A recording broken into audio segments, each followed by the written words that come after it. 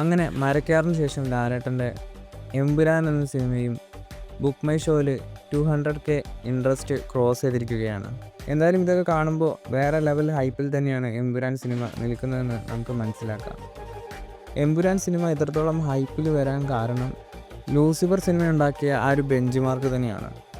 എന്തായാലും എമ്പുരാൻ സിനിമയുടെ റിലീസ് എടുത്തുകൊണ്ടിരിക്കുകയാണ്. ഇനി 8 ദിവസങ്ങൾ കൂടി മാത്രമാണ് എമ്പുരാൻ സിനിമയുടെ റിലീസിനുള്ളത്. ഇന്നലെ പല സ്ഥലങ്ങളിലും കേരളത്തിൽ അഡ്വാൻസ് ബുക്കിംഗ് ഒക്കെ തുടങ്ങിയിരുന്നു. എന്നാൽ കുറച്ച് മണിക്കൂറുകൾക്ക് ശേഷം അതെല്ലാം റിമൂവ് ചെയ്തു. നമ്മൾ വിദേശ രാജ്യങ്ങളിലെ എമ്പുരാൻ സിനിമയുടെ ബുക്കിംഗ് നോക്കിയാൽ ബുക്കിംഗ് ഓപ്പൺ ആവുന്നു, കുറച്ച് മണിക്കൂറുകൾക്കകം അതെല്ലാം സോൾഡ് ഔട്ട് ആവുന്ന ഒരു കാഴ്ചയാണ് കാണുന്നത്. ഇപ്പോൾ നെതർലാൻഡിൽ 2 ഷോസ് ബുക്കിംഗ് ഓപ്പൺ ആയിട്ടുണ്ടായിരുന്നു. അതും 15 മിനിറ്റിനകം സോൾഡ് ഔട്ട് ആയിരിക്കുകയാണ്. എന്തായാലും ഒരു കാര്യം ഉറപ്പാണ്, എമ്പുരാൻ സിനിമ മലയാള സിനിമയെ അടുത്ത ഘട്ടത്തിലേക്ക് എത്തിക്കുന്ന ഒരു സിനിമ തന്നെയായിരിക്കും. എമ്പുരാൻ സിനിമയുടെ കൂടുതൽ അപ്ഡേറ്റുകളുമായി അടുത്തൊരു വീഡിയോയിൽ കാണാം.